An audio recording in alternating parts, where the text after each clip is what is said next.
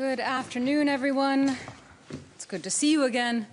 We're here, of course, with the Prime Minister of Latvia this afternoon. So we'll start with a statement by the Secretary General, followed by a statement from the Prime Minister, and then we'll have time for your questions. Prime Minister Koolbergs, dear Andries, again, congratulations on your appointment. It's a great pleasure to welcome you to NATO headquarters. And let me say this. Latvia is a highly valued ally. And every day since Latvia joined NATO, which is now 22 years ago, the alliance has protected, of course, your sovereignty and security. As we saw just last week, French jets deployed for NATO Baltic air policing intercepted and destroyed a drone that entered Latvia's airspace. And such drone incidents on NATO's eastern flank show Russia's dangerous and reckless actions. But it also shows once again NATO's determination and ability to deter and to defend. No ally stands alone in NATO. Latvia hosts NATO Forward Land Forces, a brigade led by Canada with troop contributions from 12 other allies. That is NATO solidarity in action. Latvia leads by example on defense investment, with core defense spending due to reach almost 5% of GDP this year. And you are also strengthening your defense industrial base, with focus on drone technology and counter-drone systems. You have become a true hub for innovation in this critical area. Latvia is a staunch supporter of Ukraine. It continues to provide essential support, including through its co-leadership of the International Drone Capability Coalition. That has already delivered contracts for 30,000 drones, many produced in Latvia. And just last week, you signed a defense cooperation agreement with President Zelensky to share expertise. Prime Minister, today we discussed the priorities for the NATO summit in Ankara that is only 3 weeks away. And the summit will be about delivery. Delivering increased defense investments, more defense production, and of course our strong support for Ukraine. Latvia is already showing how it's done. I expect other allies to demonstrate how they are turning extra spending into combat-ready capabilities and how they are scaling up their defense industries. I count on allies to go further and faster because we face a more dangerous world. Latvia's resolve is an example to us all. And we are all safer and stronger when we stand together in NATO. Prime Minister Koolbergs, dear Andries, the floor is yours. Thank you. Well, thank you all.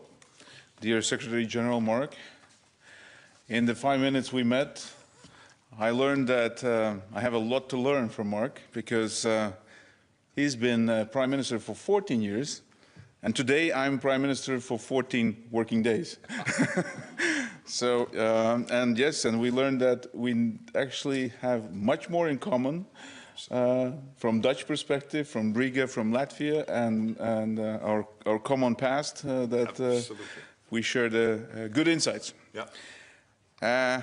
And thank you for hosting me first time here in NATO headquarters in Brussels. And today is a very symbolic day. Today, 17th of June, in 1940, Russian boots stepped into Riga, exactly today. And that's a symbolic that we meet here in NATO, because security and alliance, NATO alliance, is more than ever needed and necessary presence to be in not only Latvia, not only in Baltics, but in all eastern flank. So Latvia has a new government, and I'm the new Prime Minister. But nothing changes.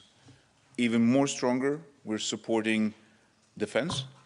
That's proven by the 5% in the budget, and that is already done in the Parliament.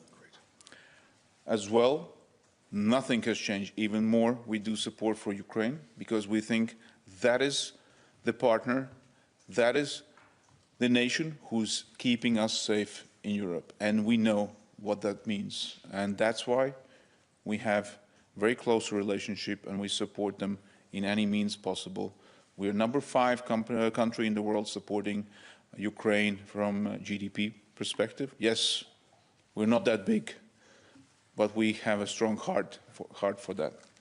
We also support Ukraine for the next heating season and the electric season with all the equipment what we have, and we can give them in time. And we have a cooperation with Ukraine, and this is not on paper. This is a real cooperation we signed last week, which brings us much closer in terms of bringing safe skies in Baltics. Not only Latvia, Lithuania has done the deal. We just did it. And I just heard yesterday Estonia might do it very soon as well. This has to be incorporated also into our NATO system, that we keep our skies safe, because I think there's no one else in the world who knows better how to keep us away from drones than Ukraine, who does them in a military way every day in a war. Security remains #1 issue and #1 matter of this government. And our main task is to make NATO stronger and more secure. For this, we need to invest more in collective defense and deterrence capabilities. And Latvia is doing its part. As I mentioned before, 5% is that what we do from our perspective, and we are committed to that in the future as well. And Latvia is a committed and responsible ally of NATO.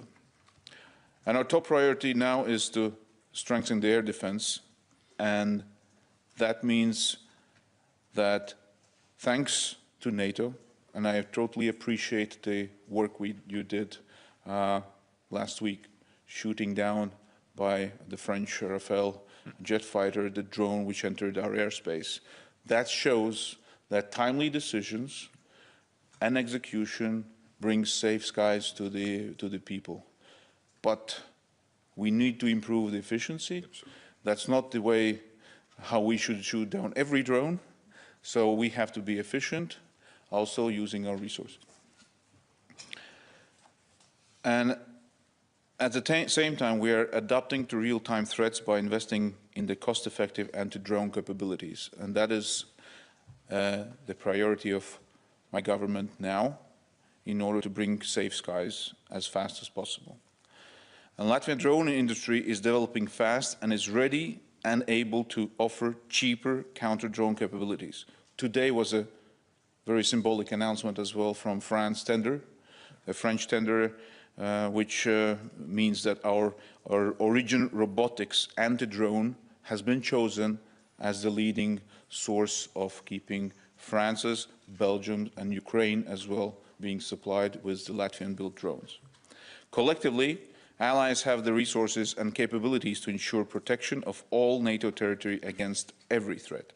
Latvia is ready to host more allied air defense capabilities to safeguard NATO's external border. Estonia has it, Lithuania has it, Latvia also needs it. Last week I signed a drone agreement with President Zelensky, and that is anti-drone efficient neutralization. Ukrainians are the most advanced in drone warfare today. So the drone agreement will help us integrate Ukrainian battlefield experience into our defense posture. So Latvia is grateful to the US, Canadian, and all other allies for their military presence in Latvia. It is vital and important political message as well to our neighbor to the east. There is no jokes with us. And 14 allies, NATO allies, work and train together in Latvia right now.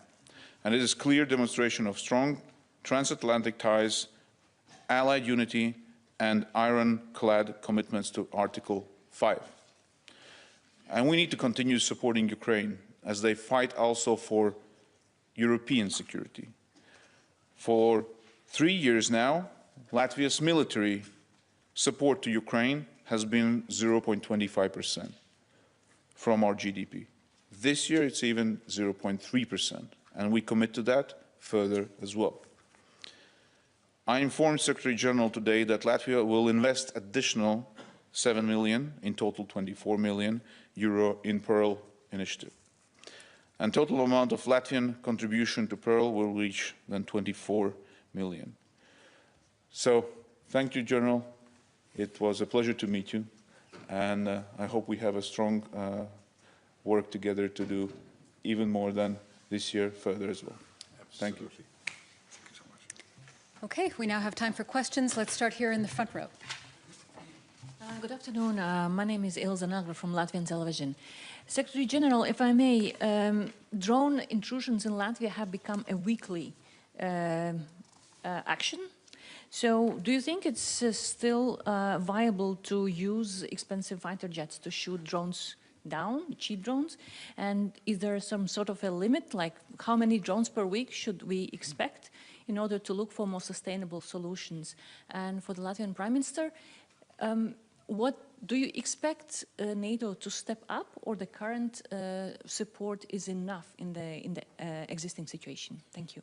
Yes, on your first question, I totally agree with the Prime Minister. That is that obviously long term we cannot continue by shooting down drones with very costly interceptors. So we have to find an interception techniques which are of the same cost as the drones, so counter-drone technologies. And this, of course, is where Ukraine comes in. This is also where innovation comes in. And I can assure you that NATO is laser-focused when it comes to delivering cutting-edge counter-drone defenses at speed.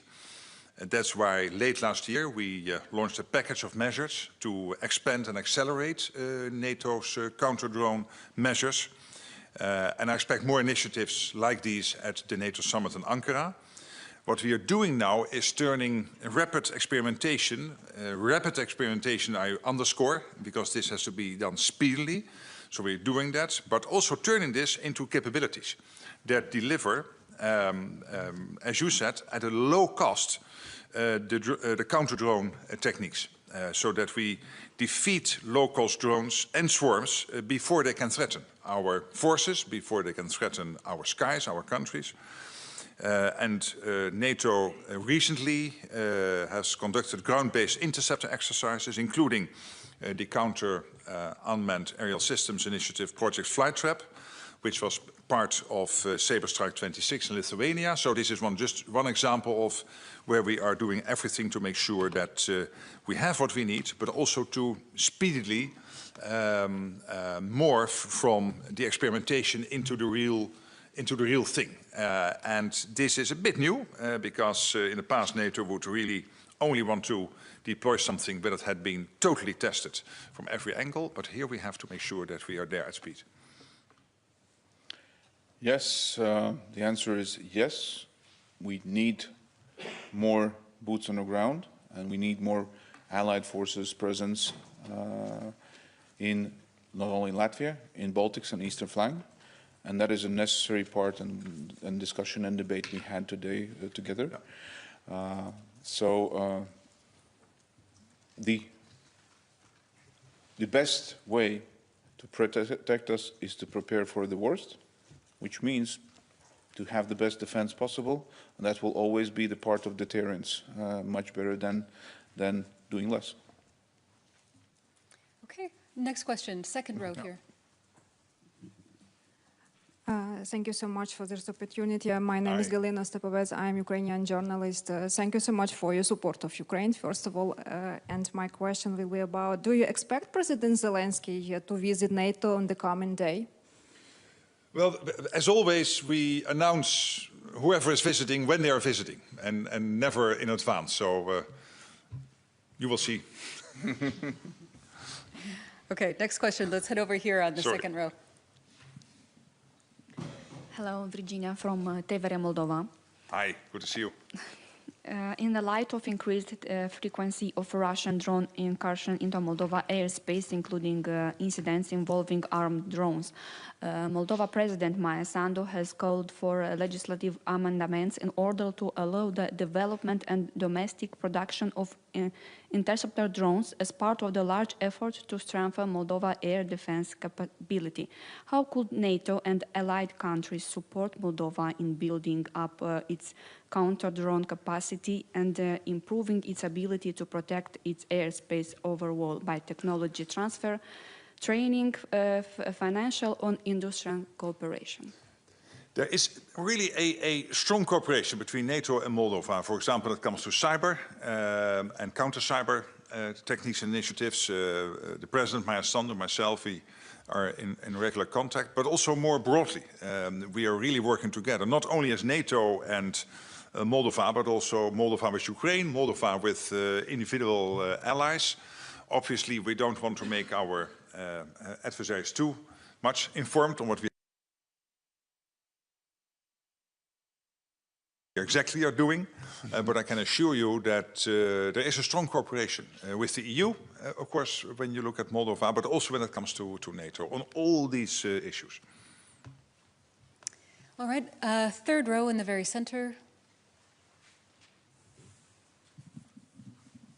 Thank you, Olivier Beau from AFP. Secretary General, you mentioned the technology and the innovation needed for NATO to be able to counter drones not using jet fighters, but you didn't give any timeline. How long will it take for NATO to be able to replace these costly fighters? And if I may, another question, how do you see your role 1 year after The Hague? I mean, is it still to make Donald Trump happy, or is it more now to try to help the European allies to build this European pillar everybody wants to build now? Thank you. Yeah, well, The Hague was not there to make anyone happy. What I think what happens in The Hague, committing to the 5%, what I said is that, of course, this had to be done because when you look at the plans for NATO has and the capabilities we need to defend ourselves, we need to spend the 5%. Core defense spending plus the defense-related spending. The good news is that it also equalizes what Europe is spending with what the United States is spending. The United States is completely committed to NATO, but they also have this expectation. Expectation is that the Europeans will spend the same as they do, which is totally fair.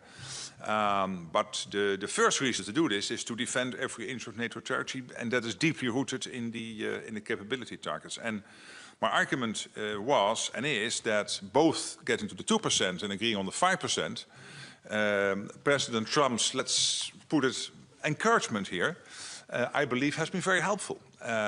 But again, it is deeply rooted in our plans. This is why we need to do it. On your first question, it's difficult to say there is a sort of moment when we move from the one to the other. Of course, this is an ongoing process. Over time, we will get more and more systems in place to make sure we have these counter-drone technologies working so that you are less and less dependent on the very costly traditional interceptors. All right, coming here to the second row. Yeah, hi. Uliana Krychkovska, European Pravda. So my question is for Prime Minister of Latvia. What is your view in Ukraine's role of helping you to shooting down drones that are going to your aerospace because of Russian aggression? Oh, yes. I think there's no other country who can do it better. And utilizing the equipment available from allies, from their own sources, was the most efficient way. And we should take that knowledge. We shouldn't be experimenting something else while somebody has a solution. And exactly this is the agreement. The agreement means that we have the specialists in place in Latvia in order to assess our situation, how fit we are, what are we missing from the equipment-wise.